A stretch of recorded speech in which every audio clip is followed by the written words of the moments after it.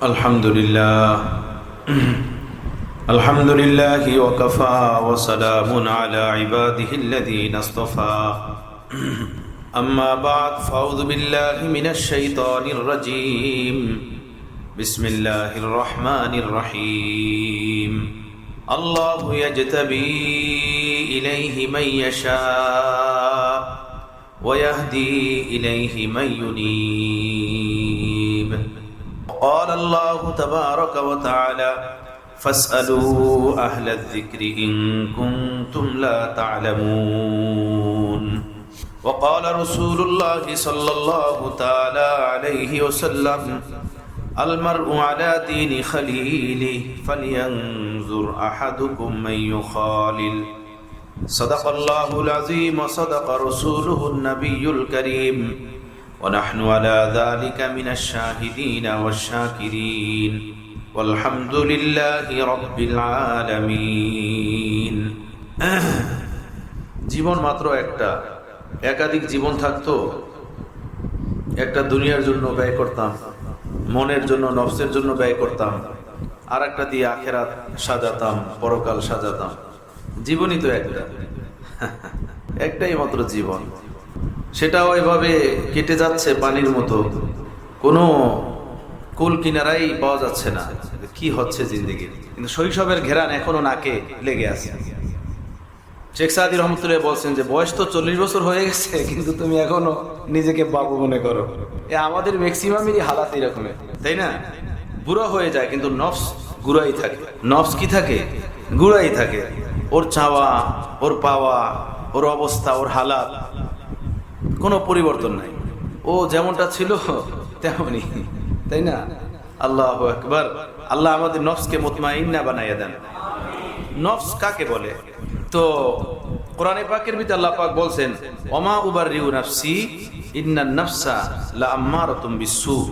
হযরতে ইউসুফ আলাইহিস সালাতু ওয়াস সালাম বলছিলেন ওমা উবাররিউ নাফসি, আমি আমার নফসকে, অর্থাৎ আমি আমাকে পুত পবিত্র মনে করি না। আমি আমার নফসকে পুত পবিত্র মনে করি না। যে আমরা বলি না हमने ये किया, हमने वो किया, हमसे ऐसा हुआ, हमसे वैसा हुआ, তাই না? এই যে हमने ये किया, हमने वो किया, আর দিলের ভিতর কিছু আশা, এগুলো হলো শয়তানি। এগুলো হলোই শয়তানি। ফাইন্না লাউ কালিমাতু শয়তান।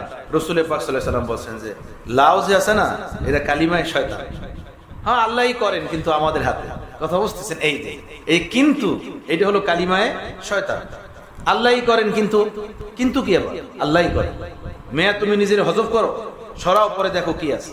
হযরত আলা করাচি রহমতুল্লাহ বলছেন যে মায়ের হায়েজের রক্ত আর বাবার নাপাক পানি, বীর্য, এর থেকে দুনিয়াতে মানুষ তৈরি হয়। এইটাই তো আমাদের মূল মেটেরিয়াল, এটা মূল পদার্থ। এইটা কি মডিফাই করে মানুষ বানানো হয়? কি বলে? সবাই তো আমরা এইভাবে পয়দা হয়েছি, কিন্তু ওখানে দুটো জিনিসই নাপাক। মায়ের হায়েজের রক্ত যেটা, সেটাও নাপাক, এবং বাবার ওই পানি, ওটাও কি নাপাক। এটা কাপড়ে লাগলে কাপড় নাপাক, দেহে লাগলে দেহে নাপাক, মাটিতে পড়লে মাটি নাপাক, এই পরিমাণ নাপাক। এটা থেকেই আমাদের সৃষ্টি, মূল মেটেরিয়াল পদার্থ এটাই। তো হযরত রহমতুল্লাহ আলাইহি বলছেন যে এই নাপাক পানির দ্বারা তৈরি, রক্ত দ্বারা তৈরি মানুষ, এর দ্বারা যদি কোনো ভালো কাজ হয়, তো এটা বুঝতে হবে এই ভালো কাজটা সে নিজে করে নাই, কোন সত্তা তাকে তৌফিক দান করছেন, বিধায় তার দ্বারা এই কাজটা হয়েছে। পরে হযরত বলছেন যে দেখো, বাসাবাড়ির আঙ্গিনাতে নানান প্রকারের ফুল গাছ লাগানো হয়। ওই ফুল গাছের গোড়ায় কি দেয়? গোবর দেয়, তাই না? গোবর কি পরিমাণ দুর্গন্ধ, কিন্তু কয়েকদিন পরই ওই ফুল গাছে ফুল ফোটে। গোলাপ ফুল, চামেলি ফুল, পদ্ম, ডালিয়া, শেফালি, রাতের রানী, রজনীগন্ধা, কত প্রকারের ফুল ফোটে। কি পরিমাণ ঘ্রাণ! গোড়ায় দিলাম কি? গোবর। ফুল ফুটতেছে কি? সুগন্ধময়, ঘ্রাণওয়ালা। তো হযরত বলেন এই সুগন্ধময় ফুল ফোটা, এইটা যদি গোবরের কারামত হয়, গোবরের শক্তি বলে হয়, গোবরের ভিটামিনের কারণে হয়, তাহলে গোবর যেভাবে দুর্গন্ধ, এই ফুলটাও তেমন দুর্গন্ধ হওয়ার কথা ছিল। এর থেকে ঘ্রাণের পরিবর্তে এর থেকে দুর্গন্ধ আসার কথা ছিল, তাই না? আমরা বলি না তো, ওই যে গোবর দিছি তো দেখো ফুলগুলো কি বড় বড় হয়েছে, কালার কত চমৎকার হয়েছে। এটা যদি গোবরের কারণেই হয়, এটা যদি সারের কারণেই হয়, তো সার, গোবর, ঔষধ এটা যেমন দুর্গন্ধ, তো ফুলটা থেকে ঘ্রাণ না, ফুল থেকে দুর্গন্ধ আসার কথা ছিল, কিন্তু ফুল কি পরিমাণ সুগন্ধময়! সুবহানাল্লাহ। মাতাল করে দেয় ফুলের ঘ্রাণ মানুষকে, তাই না? হযরত বলেন, এত অন্ধ কেন তুমি, এত বোকা কেন তুমি, এত নির্বোধ কেন তুমি, এতটুকু তুমি বুঝো না এই গাছের গোড়ায় দিলা কি দুর্গন্ধময় গোবর, আর এর থেকে তুমি পাচ্ছ সুগন্ধময় ফুল। এই ফুল কে ফুটাইলো? এর ভিতরে সুগন্ধ কে দিল? যদি এটা গোবরের আর সারের কারিশমা হয়, তো গোবর, সার ওইটাই তো দুর্গন্ধওয়ালা। ফুলও দুর্গন্ধওয়ালা হওয়ার কথা ছিল, কিন্তু ফুল সুগন্ধওয়ালা। বুঝা গেল এটা গোবরের শক্তি না, এটা সারের শক্তি না, কোন এক জাতের কুদরতি গোপন হাত এর ভিতরে সুগন্ধ পয়দা করে দিয়েছে। হ্যাঁ, তো মানুষ নাপাক থেকে তৈরি, নাপাক পানি দ্বারা সৃষ্টি মানুষ। এই মানুষ যদি আল্লাহকে ডাকে, এই মানুষ দ্বারা যদি কোনো ভালো কাজ হয়, সুন্দর কোনো কাজ করতে পারে, তাহলে বোঝা যায় এটা তার নিজের হাতের কামাই না, এটা কোনো মহান সত্তার কামাই, কোন মহান সত্তার ইশারা, ইঙ্গিত যে সত্তা তাকে তৌফিক দিতেছেন। আর এটা শুধু একটা বুঝের কথাই না যে একটা লেপ দিয়ে দিলাম, তা না। স্বয়ং আল্লাহ কোরআনে পাকের ভিতরে এই কথাটা বলছেন, মা আসাবাকা মিন হাসানাতিন ফামিনাল্লাহ। তোমাদের কাছে যা কিছু হাসানা আসে, যা কিছু মঙ্গল তোমাদের হয়, অর্থাৎ জুমলায় হাসানা, মা আসাবাকা মিন হাসানা। হাসানা এখানে একদম নাকেরা, মানে জুমলায় হাসানা বোঝানোর জন্য। হাসানার যত আকসাম আছে, আকসামে হাসানায়, হাসানার যত প্রকার আছে, সব হাসানার ভিতরে শামিল। অর্থাৎ এই পার্থিব জগতে যত প্রকারের মঙ্গল ভালায়ের কাজ হতে পারে, যা তুমি করো ফামিনাল্লাহ, এটা আল্লাহর পক্ষ থেকে। এটা নিজের দিকে কখনো নিসবত না করা, হ্যাঁ, নিজের দিকে কখনো ইঙ্গিত না করা, ইশারা না করা। ফামিনাল্লাহ, এটা আল্লাহর পক্ষ থেকে। ওমা আসাবাকা মিন সাইয়্যাতিন ফামিন নাফসিক। আর যে বুরাইগুলো আছে, খারাপিগুলো আছে, এটা যেটা তুমি করো, এটা তোমার নিজের নফসের শারারাতি, তোমার নফসের বদমাশি, নফসের গোলামি, এটা তুমি করো। আর তুমি মাটির তৈরি মানুষ, তোমার দ্বারা যে কোনো ভালো কাজ হচ্ছে, এটা তুমি তোমার বাহুবল বলে করছো না, এটা আমি আল্লাহ তোমাকে তৌফিক দান, আমি আল্লাহ তোমাকে তৌফিক দেই, বিধায় তুমি করতে পারো। সুবহানাল্লাহ, সুবহানাল্লাহ। এই কারণে আমার প্যারে মুর্শিদ রহমতুল্লাহ বলছেন, দুনিয়াদার লোক যারা আল্লাহওয়ালাদের সবক পায় নাই, আল্লাহওয়ালাদের থেকে সবক নেয় না, আল্লাহওয়ালাদের সিনার তাপ পায় নাই, আল্লাহওয়ালাদের দীক্ষা গ্রহণ করে না, ওই মানুষগুলো যদি বাহ্যিক ভাবে দেখা যায় যে খুব দিনের কাজ করতেছে, এই বাহ্যিক দিনের কাজগুলোর মধ্যেও তার পার্থিব জগতের লোভ, লালসা, মান, সম্মান, পার্থিব জগতের কিছু চাওয়া পাওয়া নিহিত থাকে। মানুষ বলবে অমুক করেছে, এটা অমুক শিল্পপতি, এ ধরনের হাজারো কথা তাদের ভিতরে কাজ করতে থাকে। আর কোন মানুষ যদি আল্লাহর নেক বান্দাদের অন্তরের সবক পায়, দীক্ষা পায়, তালিম পায়, তরবিয়ত পায়, সেই মানুষ যদি বাহ্যিক ভাবে কোনো দুনিয়াবি কাজও করে, সেই দুনিয়াবি কাজটা করার মাঝেও আল্লাহ পাকের খুশির তালাশ গোপন থাকে, গোপনে থাকে তার, যে সে আল্লাহকে চায়, আল্লাহর খুশি চায়। এই কারণে আহলুল্লাহদের অন্তরের দীক্ষা নিতে হয়, তাদের অন্তরের সবক নিতে হয়। ইমামে রব্বানী হযরত রশিদ আহমদ গঙ্গুহি রহমতুল্লাহ আলাইহি বলতেন, কোন কাজ আল্লাহর দরবারে কবুল হয় না ইখলাস ছাড়া। কাজ যত সুন্দর হোক, ইখলাস ব্যতীত ওই কাজ আল্লাহর দরবারে কবুল হয় না। মানুষ 1 কেজি দুধ কিনতে চায় 100 টাকা দিয়ে, খাঁটি চায়, নির্ভেজাল চায়। একটা লাউ কিনতে চায় 80 টাকা দিয়ে, সেটাও দেশাল চায়, কচি চায়। মানুষ মধু কিনতে চায় 500 টাকা দিয়ে, সেটাও খাঁটি চায়, নির্ভেজাল চায়। অর্থাৎ এই দুনিয়াতে যা কিছু করতে চায়, খাঁটি চায়, নির্ভেজাল চায়, ভালো চায়। খাঁটি কোন জিনিসকে বলে? যার ভিতরে ওর বিপরীত জিনিস নাই। দুধ খাঁটি ওইটাই যার ভিতরে পানি নেই, মধু খাঁটি ওইটাই যার ভিতরে মধু ছাড়া অন্য কিছু নাই, ওইটাই খাঁটি। তো ইখলাস কাকে বলে? ইখলাস বলা হয় অন্তরাত্মার গভীরের ওই খেয়াল, যে খেয়ালের ভিতরে আল্লাহ ছাড়া গায়রুল্লাহর কোনো নাম গন্ধ নাই, এইটাকে বলে ইখলাস। গভীরের ওই ধ্যান, অন্তরের গভীরের ওই ধ্যান, ওই খেয়াল, ওই চিন্তা, ওই ফিকির, যেখানে আল্লাহ ছাড়া আর কোনো জিনিসের ফিকির নাই, এটাকে ইখলাস বলে। তো দুনিয়ার সব জিনিস খাঁটি চাই, আর আল্লাহর জন্য যা কিছু করি ওর ভিতরেই সব ভেজাল মিলানো, তাই না? ওর ভিতরেই সব চাওয়া পাওয়া মিলানো। তো হযরত গঙ্গুহি রহমাতুল্লাহ বলতেন যে ইখলাস ছাড়া কোনো আমল আল্লাহর দরবারে কবুল হয় না। আর ইখলাস এটা ওয়াজ শুনে হাসিল হয় না, কিতাব পড়া অর্জন হয় না। ইখলাস অর্জন হয় আল্লাহ পাকের যারা মুখলেস বান্দা তাদের সোহবত ও পরশের বরকতে। এছাড়া ইখলাস আসেই না, ইখলাস নসিবই হয় না। ইখলাসের বয়ান হয় আল্লাহ পাকের খাস প্রিয় বান্দাদের সোহবত ছাড়া ইখলাস এটা নসিব হয় না, এটা হাসিল হয় না, এটা আসে না। আমার দাদা পীর হযরত আব্দুল গনি ফুলপুরি রহমাতুল্লাহি আলাইহি হযরত হাকিমুল উম্মাত থানবী নওয়ারুল্লাহ মারকাদাহুর সাথে ট্রেনে সফর করতেছিলেন। হযরত হাকিমুল উম্মাতের সাথে হযরত হাকিমুল উম্মাতের আওলাদরা ছিলেন অনেক, ডাব্বা ভর্তি আহবাবরা, সবাই বাদাম কিনে খাচ্ছিলেন। আর হযরত দাদা পীর আব্দুল গনি ফুলপুরি উনি হযরত হাকিমুল উম্মাতের মাথায় তেল মালিশ করতেছিলেন। সবাই বাদাম খাইতেছিলেন। হযরত হাকিমুল উম্মাত বললেন, ভাই তোমরা তো সবাই বাদাম খাও, কিন্তু আমার আব্দুল গনির হাত তো আমার মাথায় ব্যস্ত, সে বাদাম খাইতে পারতেছে না। তোমরা সবাই বাড়ি বাড়ি আব্দুল গনির মুখে বাদাম দাও। এখন হযরত দাদা পীর আব্দুল গনি ফুলপুরি উনি তো হযরত হাকিমুল উম্মাতের মাথায় তেল দিতেছেন, আর সবাই সিরিয়াল অনুযায়ী একজনের পর একজন একজন বাদাম ছিলে ওনার মুখে এনে ঢালতেছেন। উনি খায়া শেষ করতে পারেন না, আরেকজন আইসা দাঁড়াই আছে।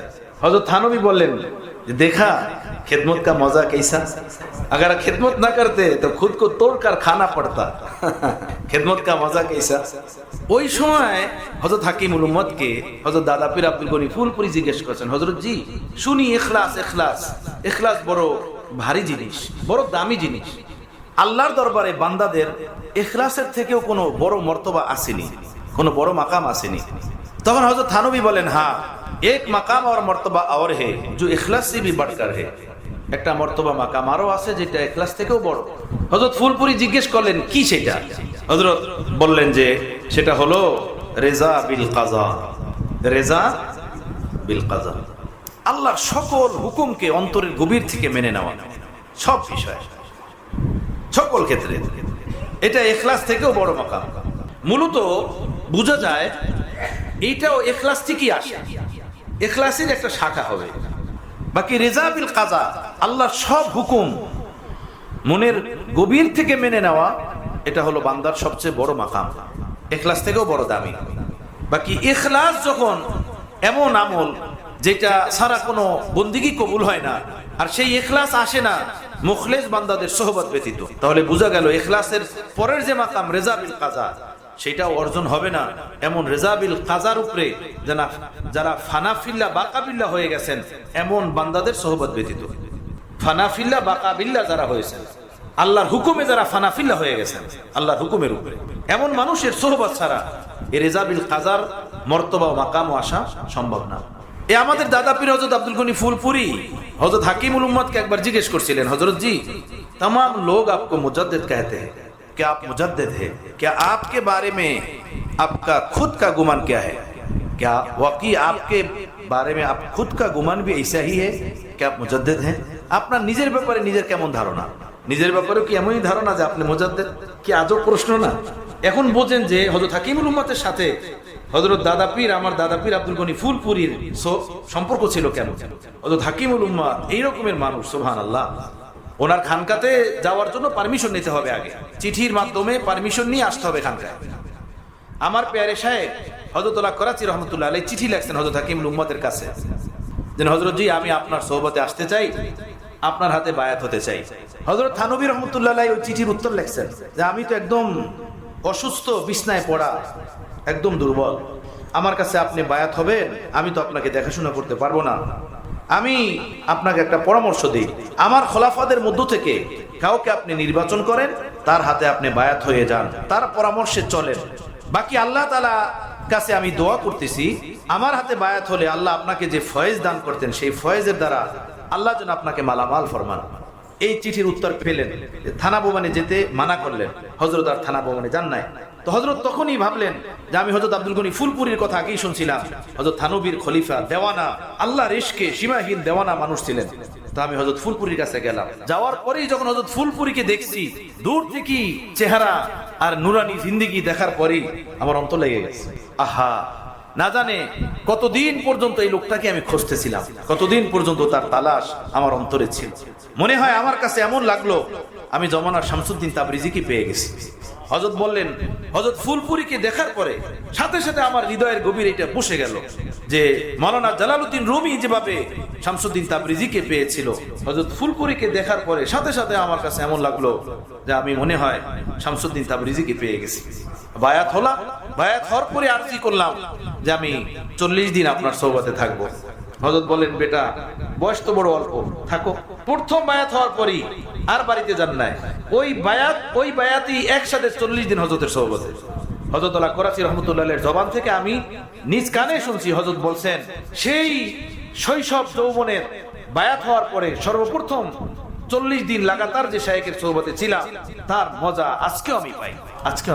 অথচ এরপরে 17 বছর পর্যন্ত হযরত ফুলপুরির সাথে ছিলেন। 17 বছর। এই 17 বছরের ভিতরে 10 বছর ছিলেন ফুলপুরের জঙ্গলের ভিতরে হযরতের মাদ্রাসা ছিল, পুরা জঙ্গল। ওর মধ্যে ছোট্ট একটা মসজিদ ছিল, মসজিদে নামাজ হচ্ছে, মাদ্রাসা ছিল ছোট, ওখানেই হযরত ফুলপুরি রহমতুল্লাহ আলাইহি ছিলেন। আর 10 বছর পর্যন্ত হযরত ফুলপুরি রহমতুল্লাহ আলাইহি ওই জঙ্গলে ছিলেন। আর এই জঙ্গলের ভিতরে 10 বছর পর্যন্ত হযরত ফুলপুরির সাথে হযরত আল্লাহ করাচি ছিলেন। এটা আর একটা ভিন্ন দাস্তান। হযরত ফুলপুরির অনেক খেদমত করতেন, কষ্ট করতেন। হযরত বলছেন যে জুন জুলাই মাসে জঙ্গলের ভিতরে যে কুয়া ছিল, ওই কূপের পানি শুকিয়ে যেত, উযু গোসল করা যেত না। তো 1 কিলোমিটার দূর নদী, সেই নদী থেকে আমি কলসি ভরে ভরে হযরত ফুলপুরির জন্য পানি আনতাম, ওই পানি দিয়া উযু করাতাম, গোসল করাতাম। অথচ জানেন হযরত আল্লাহ করাচি জমিনদার ঘরের সন্তান, একমাত্র ছেলে ছিলেন হযরত আল্লাহ করাচি, হযরত আল্লাহর বাবার জমিনদার ঘরের সন্তান। কিন্তু ছোট্টবেলা থেকে দেওয়ানা ছিলেন, মাওলার প্রেমের আশেক ছিলেন, মসনবী শরীফ পড়ছিলেন ছোট্টবেলাতেই। সেই মসনবী শরীফ পড়ার পর থেকে ইশকের আগুন লাগছে দিলের ভিতরে। আর খুঁজতেছিলেন কোন দেওয়ানা, যে কোথায় গেলে আমার এই প্রেমের আগুন নিভবে। পাইলেন সেই হাকিমুল উম্মাতের সোহবতে জলাভুনা অন্তর তৈরি করেনেওয়ালা আর এক দেওয়ানাকে, হযরত দাদা পীর আব্দুল গনি ফুলপুরিকে। বুঝছেন, ইশকের আগুনে অন্তরটাকে এভাবে পাকাইছেন। হযরত বলছেন যে हमने मोहब्बत सीखी देवानू से अख्तर, हमने मोहब्बत सीखी देवानू से अख्तर। আল্লাহর মোহব্বত আমি দেওয়ানাদের থেকে শিখছি, যারা আল্লাহর মোহব্বতে দেওয়ানা হয়ে গেছে। একটা স্যামরা যদি একটা সেমরির প্রেমে পাগল হয়ে যায়, তো কি পরিমাণ তার প্রতি তার ইশক জমে, তখন তার মাথার দিমাগ নষ্ট হয়ে যায়। হযরত ফুলপুরির ব্যাপারে হযরত আল্লাহ করাচি বলেন, আল্লাহর প্রেমে হযরত ফুলপুরি দেওয়ানা ছিলেন। কেমন দেওয়ানা ছিলেন? হযরত ফুলপুরি হযরত হাকিমুল উম্মাতের কাছে চিঠি লিখছেন, সেই চিঠির ভিতরে উল্লেখ করছেন, হযরত জি আমি যখন এই জমিনের মাটিতে হাঁটি, আল্লাহর কসম আমার মনে হয় এই জমিনে আমি হাঁটি না, আমি জান্নাতের জমিনে হাঁটি। আমার সর্বদা এমন লাগে। নিঃশায়েকের কাছে চিঠিতে লিখছেন হযরত ফুলপুরি রহমতুল্লাহ আলাইহি। কথা বুঝতেছেন? হযরত হাকিমুল উম্মাত যখন এই চিঠি পেয়েছেন, এই চিঠি পাওয়ার পরে এর উত্তরে হযরত হাকিমুল উম্মাত লিখছেন, মেরে আব্দুল গনি কো আল্লাহ মাকামে সিদ্দিকিয়াত আতা ফরমায়া। আমার আব্দুল গনিকে আল্লাহ তার কুরবের, নৈকট্যের, বন্ধুত্বের, দুস্তির, সিদ্দিকিয়াতের মাকাম দান করছেন। সেই শায়েখ সম্পর্কে হযরত বলছেন, हमने मोहब्बत सीखी देवानू से अख्तर। আল্লাহর মহব্বতে যে দেওয়ানা হয়ে গেছে, এমন দেওয়ানার থেকে আমি আল্লাহর মহব্বত শিখছি। এ মিয়া, তুমি আমাকে কি সবক দিবা? তুমি আমাকে কি আল্লাহর পথ শিখাবা? আল্লাহর প্রেমের সবক তুমি আমাকে কি দেখাবা, কি শিখাবা? এই আব্দুল গনি ফুলপুরি হযরত হাকিমুল উম্মাতের বড় কাছের মানুষ ছিলেন। হযরত হাকিমুল উম্মাত বড় মহব্বত করতেন হযরত ফুলপুরি রহমতুল্লাহ আলাইহিকে। আর ফুলপুরি রহমতুল্লাহ আলাইহিরও হযরত হাকিমুল উম্মাতের সাথে বেতাকাল্লুফ ওয়ালা এক সম্পর্ক ছিল। এইভাবে সম্পর্ক না থাকলে হাকিমুল উম্মাতের কাছে এভাবে কেউ জিজ্ঞেস করতে সাহস পেত না। বড় বড় খোলাফারা কাঁপতে থাকতেন, থরথর হতে থাকতেন হযরত হাকিমুল উম্মাতকে কোনো কিছু জিজ্ঞেস করতে। হযরত ফুলপুরি জিজ্ঞেস করলেন, হযরত সব মানুষ আপনাকে মুজাদ্দিদ মনে করে, আমার কাছে খুশি লাগে এই দিক থেকে যে আল্লাহ এমন শায়েখের সাথে আমার মতো নাখান্দাকে জড়াইয়া দিয়েছে। আমার কাছে এটা খুশি লাগে, আমার অন্তরাত্মার ভিতরে এগুলো যখন ভাবি এমন খুশি লাগে। ওয়াল্লাহি তখতে সুলাইমানিও যদি কেউ হাতে ধরাইয়া দিত, ওই খুশি অনুভব হতো না, ওই মজা হয়তো পেতাম না যে মজা আমার এই শায়েখ, আমার এই বুজুর্গ, আমার আউলিয়াদের এই নিসবতের সাথে আমার যে মজা আসে, যে ভালো লাগে, যে খুশি লাগে। যেমন মহব্বতের সম্পর্ক ছিল হযরত হাকিম উম্মাতের সাথে আমার দাদা পীর হযরত আব্দুল গনি ফুলপুরির, তেমনি সম্পর্ক ছিল হযরত ফুলপুরির সাথে আমার পীর ও মুর্শিদ হযরত আল্লাহ করাচি রহমতুল্লাহ আলাইহি।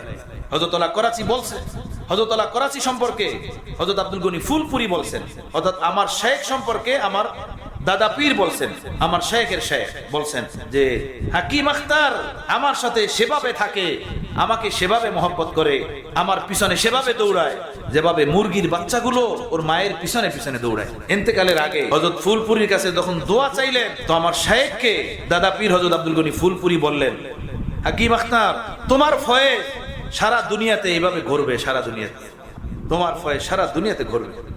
আহা, সুবহানাল্লাহ সুবহানাল্লাহ। কেমন কেমন মানুষ ছিলেন। আহলুল্লাহদের সাথে পর্দাহীন অন্তরের সম্পর্ক দরকার, পর্দাহীন সম্পর্ক, আড়াল না থাকে, হিজাব না থাকে। তো হযরত হাকিমুল উম্মতকে জিজ্ঞেস করলেন হযরত ফুলপুরি, সব লোক আপনাকে মুজাদ্দিদ মনে করে, আপনার এই ব্যাপারে কি ধারণা? হযরত হাকিমুল উম্মত বললেন, আচ্ছা শোনো আব্দুল গনি, শোনো, একবার একটা মহিষের বাচ্চা ওর মাকে জিজ্ঞেস করছে, মারে মা পাদন্নি কিসে कहते हैं? পাদন্নি হলো মহিষের একটা পোস্ট। মহিষের ভিতরে বিভিন্ন স্তর থাকে, তো বিভিন্ন জাতি বিভিন্ন, তো পশুর ভিতরে এভাবে থাকে। তো পাদন্নি হলো মহিষের একটা উঁচু পোস্টের নাম। একটা মহিষের বাচ্চা ওর মারে জিজ্ঞেস করছে, মা পাদন্নি কাকে বলে? পাদন্নি কে? মানে আমাদের মহিষ জাতির ভিতরে অনেক বড় এই পোস্টে, পাদন্নি এই পোস্টে কে আছে? তো মহিষ বাচ্চারে বললো, এই চুপ চুপ চুপ, সারে লোগোं का इशारा कुछ मेरे ही तरफ है। তো ওই মা তার বাচ্চাকে বললো, এই চুপ চুপ চুপ, সব মানুষ তো আমার দিকে ইশারা করে বলে, সব মানুষ তো আমাকেই দেখায়। হযরত হাকিমুল উম্মত এই ঘটনা বললেন ইশারা ইঙ্গিতে। হযরত দাদা পীর দেখেন হযরত হাকিমুল উম্মতকে কি মহব্বত করতেন, আর হযরত হাকিমুল উম্মত হযরত দাদা পীরকে কেমন মহব্বত করতেন। হযরত দাদা পীর আব্দুল গনি ফুলপুরি বললেন, হযরত এই ইশারা ইঙ্গিতের কথা বুঝি না, আপনি সাফ বলেন, পরিষ্কার বলেন, সব লোক আপনাকে মুজাদ্দিদ মনে করে, আপনার নিজের ব্যাপারে নিজের ধারণা কি? সুবহানাল্লাহ ওয়া বিহামদিহি সুবহানাল্লাহিল আযীম। হযরত হাকিমুল উম্মত খামোশ হয়ে গেলেন। খামোশ হয়ে কিছুক্ষণ পরে বলেন, হ্যাঁ ভাই, মেরা ভি কুছ গুমান ऐसा ही है, अल्लाह ताला ने अशरफ अली को जमाने का मुजद्दिद बनाया। सुबहानल्लाह बिहम्दिही सुबहानल्लाह आज़ीम। हज़रत मौलाना याहिया कांदलवी रहमतुल्लाह अलैह, शेखुल हदीस আল্লামা জাকারিয়া সাহেব রহমতুল্লাহ আলাইহির ওয়ালিদ সাহেব, পিতা, উনি হলেন খলিফা এবং খাদেম হযরত ইমামে রব্বানী রশিদ আহমদ গঙ্গুহি রহমতুল্লাহ আলাইহির। হযরত গঙ্গুহির খিদমত করতেন। হযরত গঙ্গুহিকে ছাড়া হযরত ইয়াহিয়া কান্দলবী রহমতুল্লাহ কিছু বুঝতেন না, তার সোহবত থেকে কোথাও যেতেন না। হযরত মাওলানা ইয়াহিয়া কান্দলবী রহমতুল্লাহ আলাইহি বলেন, আমার সারা জীবন এইটা ধারণা ছিল জমানার মুজাদ্দিদ হযরত মাওলানা রশিদ আহমদ গঙ্গুহি, কিন্তু হযরত হাকিমুল উম্মত থানভী রহমতুল্লাহ আলাইহির দিকে মানুষের রুজহান, আল্লাহর বান্দাদের ইফাদা ও ইস্তেফাদা যখন দেখলাম, তখন আমার এই ধারণা চেঞ্জ হয়ে গেল। আমি বুঝতে পারলাম জমানার মুজাদ্দিদ আল্লাহ তাআলা মাওলানা আশরাফ আলী থানভীকে বানাইছেন। এই মানুষগুলো ছিলেন মুখলেস, কথা বুঝতেছেন, বিদায় এমন কথা বলতে পারছেন। বাকি আমার শায়েখ আল্লাহ তাআলা তাকে হয়তো এর থেকে বড় কোনো মর্তবা ও মাকাম দান করছেন। বাকি জমানার মুজাদ্দিদ হযরত মাওলানা আশরাফ আলী থানভী রহমাতুল্লাহ আলাইহি। হযরত মাদানী রহমাতুল্লাহ আলাইহির খোলাফায়ে কেরাম মুরিদিনরা হযরত মাদানীকে মুজাদ্দিদ মনে করতেন, কথা বুঝতেছেন? হ্যাঁ, সবাই নিজের শায়েখকে এরকম মনে করাটাই আদব, এবং এইটাই সুলুক ও তরিকাতের রাস্তার দাবি। একবার হযরত খাজা সাহেব রহমাতুল্লাহ আলাইহির সাথে হযরত হুসাইন আহমদ মাদানী রহমাতুল্লাহ আলাইহির কিছু মুরিদিনদের তর্ক বিতর্ক হলো। তারা বলতেছেন যে হযরত মাদানী মুজাদ্দিদ। খাজা সাহেব রহমাতুল্লাহ বলেন যে ভাই, আমার তো খেয়াল হযরত থানভী মুজাদ্দিদ, আর বহু উলামা মাশায়েখদের এই খেয়াল। তারা কথার ভিতরে এমন কিছু কথা বলছেন যার দ্বারা খাজা সাহেব রহমাতুল্লাহ কষ্ট পাইছেন। খাজা সাহেব তো বড় মাইপাতুলিয়া কথা বলনেওয়ালা মানুষ, কিন্তু হযরত মাদানী রহমাতুল্লাহ আলাইহির ওই আহবাব মুরিদিন তাদের কথার দ্বারা কিছু আঘাত পাওয়ার কারণে হযরত খাজা সাহেব রহমাতুল্লাহ ভাবলেন, আমি আর কারো কাছে যাব না, আমি ডাইরেক্ট হযরত মাদানীর কাছে যাব, গিয়ে জিজ্ঞেস করবো যে হযরত থানভীর ব্যাপারে আপনার কি রায়। উনি ডাইরেক্ট গেছেন হযরত মাদানী রহমাতুল্লাহর কাছে, গিয়ে খবর নিলেন, দেখলেন যে মসজিদে ইবাদত বন্দেগীতে মশগুল।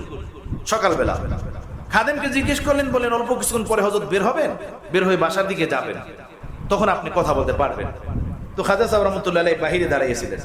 হযরত মাদানী যখন মসজিদ থেকে বের হইছেন, গিয়া সালাম দিছেন, সালাম দিয়ে মোসাফা করছেন, নিজের পরিচয় দিলেন যে আমি আজিজুল হাসান, থানা ভবনে মৌলানা আশরাফ আলী থানভীর সাথে আমার সম্পর্ক, ওনার গোলাম আমি। হযরত এক বাত পুছনে কে লিয়ে আয়া হুঁ, अगर इजाजत हो तो मैं আরজ कर दूं, একটা কথা জিজ্ঞেস করতে আসছি, যদি পারমিশন হয় বলবো। হযরত মাদানী বলেন, হ্যাঁ बताइए क्या बोलना है। তো तो हजरत ख्वाजा अज़ीज़ुल हसन मज़ूब रहमतुल्लाह अलैह बोलें, हजरत कुछ लोग ये कहते हैं कि आप मुजद्दिद हैं और कुछ लोग ये कहते हैं कि मौलाना अशरफ अली थानवी मुजद्दिद हैं। अभी पूछना ये है कि मौलाना अशरफ अली थानवी के बारे में आपका क्या ख्याल है, आया कि वो मुजद्दिद है कि नहीं? এটা তো আর বলতে পারে না যে আপনি মুজাদ্দিদ কিনা, এটা তো আর বলা ঠিক না, আদবের খেলাফ। নিজের শাইখের ব্যাপারে জিজ্ঞেস করছে যে হযরত থানবীর ব্যাপারে আপনার কি রায়, উনি কি মুজাদ্দিদ কি মুজাদ্দিদ না? হযরত মাদানী রহমতুল্লাহ একদম দাঁড়ালেন, দাঁড়িয়ে বলেন, হ্যাঁ ভাই, আমারও খেয়াল এমনই যে মাওলানা আশরাফ আলী থানবী জমানার মুজাদ্দিদ। সুবহানাল্লাহ, কথা বুঝতেছেন? মাওলানা আশরাফ আলী থানবী জমানার মুজাদ্দিদ, আল্লাহ পাকের করম। হযরত হাকিমুল উম্মাত মুজাদ্দিদে মিল্লাত হযরত মাওলানা আশরাফ আলী থানবী রাহমাতুল্লাহ আলাইহিকে জমানার মুজাদ্দিদ বানাইছেন। আল্লাহ আমাদেরকে সেই সিলসিলার ভিতরে নিজ মেহেরবানিতে শামিল করে দিয়েছেন। হযরত মাওলানা আনোয়ার শাহ কাশ্মীরি রাহমাতুল্লাহ আলাইহির সাহেবজাদা হযরত মাওলানা আনজার শাহ কাশ্মীরি রাহমাতুল্লাহ আলাইহি, আমরা যে বছর মিশকাত পড়ি, উনি হিন্দুস্তান থেকে পাকিস্তান গিয়েছিলেন, আমাদের মাদ্রাসা জামিয়া আশরাফুল মাদারেসে বয়ান করেছিলেন। বয়ানের ভিতরে অনেক ঘটনা আকাবের আস্তাফের বললেন, এর ভিতরে এই কথাও বললেন যে এক ব্যক্তি হিন্দুস্তানের কোন এক বুজুর্গের কাছে বায়াত হতে গেছেন। বায়াত হতে গেলে ওই বুজুর্গ তাকে বললেন, মিয়া मेरे हाथ में बायात होने की कोई जरूरत नहीं है, मैं आपको और अच्छी जगह भेजता हूं, आप वहां जाइए और वहां जाके बायात होकर आइए। तो उन्हीं बोलें कोথায়?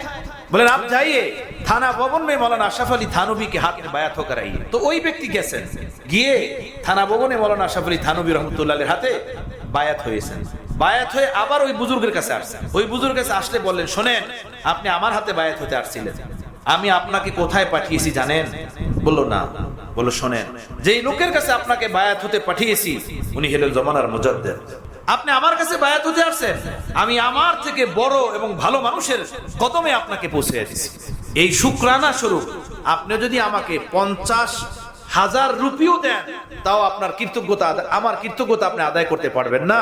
আমি যে আপনার উপকার করলাম, আজ থেকে 200 বছর আগের কথা, 50,000 রুপি আপনি যদি কৃতজ্ঞতা স্বরূপ আমাকে 50,000 রুপিও দেন, তারপর আপনার কৃতজ্ঞতা, আমার কৃতজ্ঞতা আপনি আদায় করতে পারবেন না। হযরত মাওলানা আনজার শাহ কাশ্মীরি রহমতুল্লাহ আলাইহি উনি এই ঘটনা শুনাইলেন। পরে আমাদেরকে বললেন, হে তলাবা, হে ওলামা, জামিয়া আশরাফুল মাদারিস মাওলানা আশরাফ আলী থানভী রহমতুল্লাহ আলাইহি নামে নামে আপনারা সেই সিলসিলার সাথে জড়িত, এই ঘটনা শুনাইলাম যে আপনারা কত সৌভাগ্যশীল, এটা আপনারা বলছেন যে আপনারা মুজাদ্দিদের সিলসিলার ভিতরে আছেন, মুজাদ্দিদের তরিকার ভিতরে আল্লাহ তাআলা আপনাদেরকে লাগিয়ে দিয়েছেন, আপনারা কত সৌভাগ্যশীল মানুষ।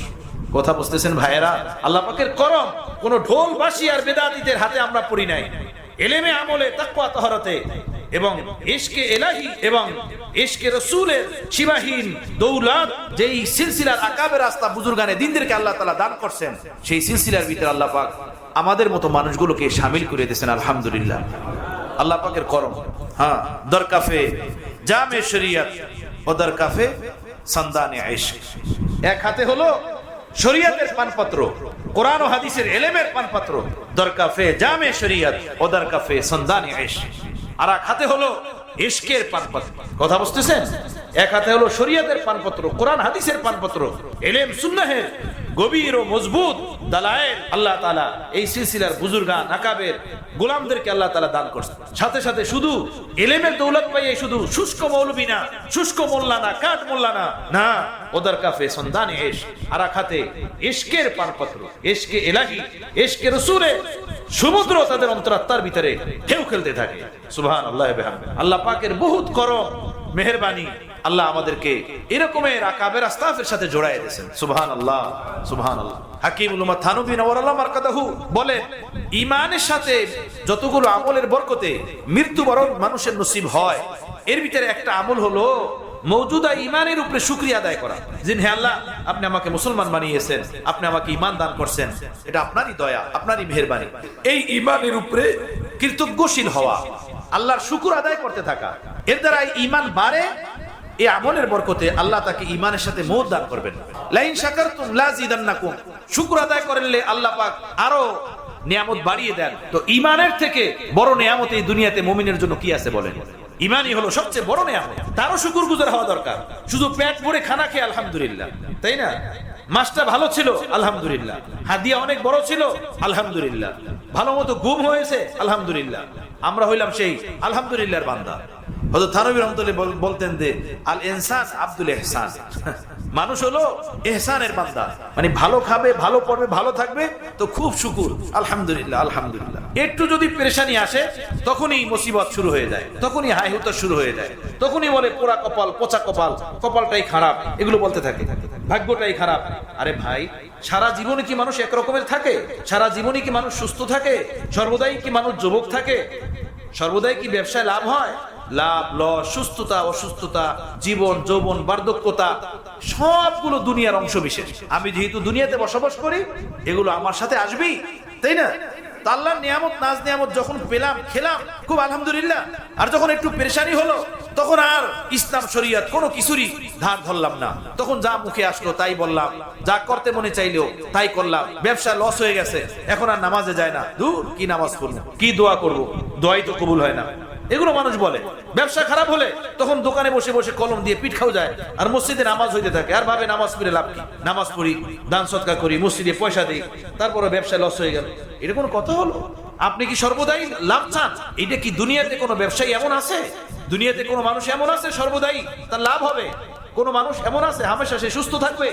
বিপদ আপদ ভালো মন্দ মিলিয়ে এই দুনিয়া, এখানে হার হামেশা আল্লাহর হুকুমের উপরে খুশি থাকা, এটা হলো মুমিনের কাজ। ভালো আলহামদুলিল্লাহ, মন্দ সবর, সবর ও শুকরের সাথে, সবরের সাথে তখন আলহামদুলিল্লাহ। বোঝেন না কথাটা? হ্যাঁ, তো যাই হোক, আমি বলতেছিলাম নফস কাকে বলে, তাই না? হযরত ইউসুফ আলাইহিস সালাম বলছিলেন, ওমা উবাররিউ নাফসি ইন্নান নাফসা লামারাতুন বিসসু ইল্লা মা রাহিমা রাব্বি, যে আমি আমার নফসকে পুত পবিত্র বলি না, বরং নফস হলো লামারাতুন বিসসু, যে অনেক বেশি বুরাই খারাপির ওয়াসওয়াসা অন্তরের ভিতরে দেয়। হযরত হাকিম ইবনে উম্মাদ বলেন, মানুষকে দুইটা জিনিস গুনাহের দিকে ডাকে, একটা হলো নফস আর একটা হলো শয়তান। শয়তানও মানুষ গুনাহের দিকে ডাকে, নফসও মানুষকে গুনাহের দিকে ডাকে, তবে দুইটার ভিতরে ব্যবধান আছে। ব্যবধান হলো এই, শয়তান কখনো কখনো ডাকে, যে গুনাহের খেয়াল মাঝে মাঝে আসে, কখনো কখনো আসে, বুঝতে হবে এটা শয়তানের পক্ষ থেকে। আর যে গুনাহের খেয়াল সর্বদা দিলে লেগে থাকে, সর্বদা অন্তরাত্মার ভিতরে খেয়াল তৈরি হইতে থাকে, বুঝতে হবে এটা নফসের পক্ষ থেকে। নফস হলো প্রতিটা মানুষের সাথে, আর শয়তান সাথে থাকে না, সে দূরে থাকে। শয়তানের এত টাইম নাই যে 24 ঘন্টা আমার পিছনে লেগে থাকলে, আপনার পিছনে লেগে থাকে। সে সারা দুনিয়ায় ডিউটি পালন করে তার বাহিনী নিয়ে, ধোঁকা দিতে থাকে, ধোঁকা দিয়ে সে আগে যাইতে থাকে। এজন্য কিয়ামতের দিনও শয়তান আল্লাহর সামনে হাসরের ময়দানে ভাষণ দিবে। যখন লোকেরা জাহান্নামে যাবে আর শয়তানকে বৎসনা দিতে থাকবে, তখন শয়তান দাঁড়িয়ে একটা বক্তৃতা দিবে জাহান্নামীদের সামনে। ওয়াকালা শাইতানু লাম্মা কুদিয়া লাম ইন্নাল্লাহা ওয়াদাকুম ওয়াদাল হক ওয়া ওয়া'আদতুকুম ফাখলাফতুকুম ফামা কানা লি আলাইকুম সুলতান ইল্লা আন দা'আতুকুম ফাস্তাজাবতুম লি ফালা তালুমুনি ওয়ালুমু আনফুসাকুম। সুবহানাল্লাহ, আদব কথা। শয়তানকে কিয়ামতের দিন মানুষ যখন বলবে যে শয়তান দুষ্ট, খবিস, নালায়েক, তোর কারণে আমরা এখন জাহান্নামে যাইতেছি, তুই আমাদেরকে এভাবে এই করছো সেই করছো, হ্যাঁ তোরে জুতা পিটা দেওয়া দরকার, এই করা দরকার সেই করা দরকার, তখন শয়তান সবার গাল মন্দ শুই না একটা বক্তৃতা দেবে জোরে, সবাই সামনে দাঁড়ায় ভাষণ দিবে। ওয়াকালা শাইতানু লাম্মা কুদিয়া লাম, লাম্মা কুদিয়া লাম মানে যখন ফয়সালা হয়ে যাবে, জাহান্নামীদের জন্য জাহান্নামের ফয়সালা যখন হবে, তখন শয়তান দাঁড়িয়ে একটা ভাষণ দেবে, এই শোনো, তোমরা যে আমারে গাল দিতেছো, আমারে মন্দ বলতেছো, এই মিয়া, আমি কি তোমারে কানে ধরে নিয়ে গেছিলাম গুনাহের দিকে? আমি শুধু দাউতুকুম, আমি তোমার দিলে শুধু একটু ওয়াসওয়াসা দিছি, তোমার দিলে একটু খেয়াল দিছি, বাকি কাজ তো তুমি নিজেই করছো, তুমি নিজেই পাপের দিকে হাঁটছো, আর ওই খেয়ালটু দিয়ে একটু হারাম মজা তোমার ভিতরে দিছিলাম, আর কিছুই না। ওমা কানা লি আলাইকুম সুলতান, তোমার উপরে আমার আর কোনো শক্তি ছিল না, এতটুকু শক্তি ছিল যে আমি তোমার অন্তরে শুধু গুনাহের একটু খেয়াল দিছিলাম, ওই খেয়ালটা নিয়ে তুমি পাগল হয়ে গুনাহ করছো। আজকে আমাকে বৎসনা দাও কেন? ফালা তালুমুনি, আমাকে বৎসনা দিও না, ওয়ালুমু আনফুসাকুম, তোমরা নিজেরা নিজেদেরকে বৎসনা দাও যে তোমরা তোমাদের নফসের গোলাম ছিলে, তোমরা তোমাদের হারামকারীর ভিতরে নিজেরা পাও বাড়াইছো, নিজেরা এই পাপের দিকে গেছো, জাহান্নামের দিকে গেছো। ফালা তালুমুনি ওয়ালুমু আনফুসাকুম, কথা বুঝতেছেন তো? একটা হলো গুনাহ যেটা কখনো কখনো দিলে আসে, হযরত হাকিম ইবনে উম্মাদ বলেন, তো বুঝবেন এটা শয়তানের পক্ষ থেকে ওয়াসওয়াস, এই গুনাহের খেয়াল শয়তান দিতেছে। আর একটা গুনাহ হলো যেটা সর্বদা দিলের ভিতরে লেগে থাকে, তো বুঝবেন এটা শয়তানের না, এটা নফসের। আর নফস মানুষের ভিতরে থাকে, নফস মানুষের ভিতরে। সেই নফস সম্পর্কে হযরত ঈসা আলাইহিস সালাম বলতেছেন, নফস হলো লাআম্মারাতুন বিসসু, যে মানুষকে অনেক বেশি বুরাইয়ের দিকে ডাকে, খারাপের দিকে, তাকে বলে নফস। এই নফস শুরুতে বুরাইয়ের দিকে ডাকতে থাকে। মানুষ যখন মেহনত করে, মুজাহাদা করে, তখন নফস লাওয়ামা হয়। হ্যাঁ, লাওয়ামা, মুতমাইন্না, রাজিয়া, মারজিয়া, তাই না? ইয়া আইয়াতুহান নাফসুল মুতমাইন্না, এই যে মুতমাইন্না, ইরজি ইলা রাব্বিকি রাদিয়াতাম মারদিয়া। তো প্রথম তো হয় নফস আম্মারা। নফসের 5টা প্রকার। 1 নম্বর প্রকার হলো নফসে আম্মারা। নফসে আম্মারা এটা হলো একদম প্রাইমারি লেভেল, মানে নফসের প্রথম স্তর, যার কাজই হলো শুধু বুরাইয়ের দিকে, হ্যাঁ, বুরাইয়ের দিকে ডাকা। এই নফসের উপরে যখন মানুষ মুজাহাদা করে, মেহনত করে, এটাকে ঘইষা মাইজা সুন্দর করার চেষ্টা করে, তখন এটা লাওয়ামা হয়। লাওয়াম, এই লাওয়ামার উপরে যখন মানুষ মেহনত করে, মুজাহাদা করে, তো মুতমাইন্না হয়। এই মুতমাইন্নার উপরে যখন আরো মানুষ মেহনত করে, মুজাহাদা করে, তখন রাজিয়া হয়। এর উপরে যখন তার আরো মর্তবা মাকাম বাড়তে থাকে, তখন সে মারজিয়া হয়। কিয়ামতের ময়দানে এই নফস সম্পর্কে আল্লাহ তাআলা বলবেন, ইয়া আইয়াতুহান নাফসুল মুতমাইন্না ইরজিই ইলা রাব্বিকি রাদিয়াতাম মারদিয়া ফাদখুলি ফি ইবাদি ওয়াদখুলি জান্নাতি। যাই হোক, এটা বলতে চাই না, এটা একটা ভিন্ন বিষয়। আল্লাহু আকবার। তো যাই হোক, নফসের কাজ তো হলো গুনাহের দিকে ডাকা, পাপের দিকে ডাকা। এটা নফসের কাজ। এটাই হলো পরীক্ষা মানুষের। আল্লাহওয়ালাদের সোহবতের বরকতে, তাদের পরশের বরকতে, জিক্র আসকারের বরকতে, মুজাহাদার বরকতে এই নফসের গুনাহ থেকে বাঁচা সহজ হয়ে যায়। হাকিমুল উম্মাহ থানবী নওয়ারুল্লাহ মারকাদাহু বলতেন, কয়েকটা কাজ যে ধারাবাহিকভাবে করবে, নফসের তাড়না থেকে, পাপ থেকে তার বাঁচা সহজ হবে। 1 নম্বর কাজ হলো মুজাহাদা, মেহনত, হিম্মত। যে আমি গুনাহ করব না, গুনাহের পথে হাঁটবো না, গুনাহ আমি করব না। এটা হলো 1 নম্বর কাজ। নিজের হিম্মত করতে হবে, চেষ্টা করতে হবে গুনাহ ছাড়ার জন্য। গুনাহ ছাড়ার জন্য চেষ্টা করতে হবে। সেই চেষ্টার মধ্যে থেকে এইটাও এক চেষ্টা যে গুনাহের উপকরণগুলো নিজের কাছ থেকে দূরে সরিয়ে দেওয়া। গুনাহের ভিতরে থেকে গুনাহ থেকে বাঁচা যায় না, গুনাহের ভিতর থেকে গুনাহ থেকে বাঁচা যায় না। গুনাহের উপকরণগুলো সরিয়ে দেওয়া গুনাহ থেকে বাঁচার একটা সহজ রাস্তা। আর এটা ছাড়া বাঁচাও যাবে না। হযরত আল্লাহ রাহমাতুল্লাহ আলাইহি বলছিলেন যে জুলেখা যখন হযরত ইউসুফ আলাইহিস সালামকে গুনাহের দিকে ডাকছিল, তো ইউসুফ আলাইহিস সালাম ওখানে সিজদায় পড়ে দোয়া করেন নাই যে আল্লাহ আমারে বাঁচান বাঁচান, অথবা হাত উঠে দোয়া করা শুরু করেন নাই, আল্লাহ আমারে বাঁচান বাঁচান। ওই জায়গা ছাইরা পালাইছেন, দে দাও দে দাও। এর দ্বারা বোঝা যায় গুনাহের স্থানে বসে থাকতে নাই, গুনাহের স্থানে বসে দোয়া করতে নাই, আল্লাহ আল্লাহ করতে নাই। নবীরা যেভাবে দৌড়াইছে, দৌড়াও এখান থেকে, ভাগো, না হয় বাঁচতে পারবা না। কথা বোঝেন না?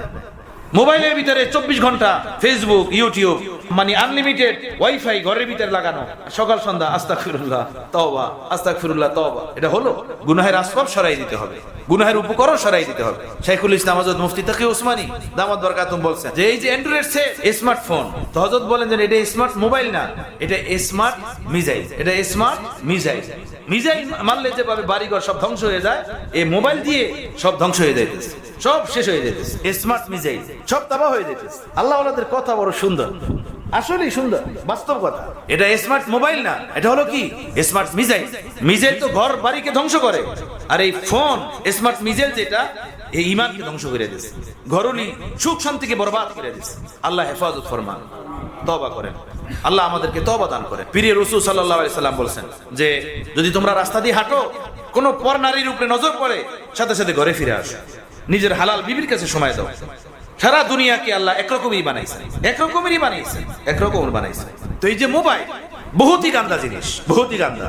হযরত বলেন যে আমি এরকমের মানুষ কমই পেয়েছি যারা এই জিনিসগুলো ব্যবহার করে আর এর পাপের রাস্তা থেকে সে বাঁচতে পারছে, এই পাপ থেকে সে দূরে থাকতে পারছে।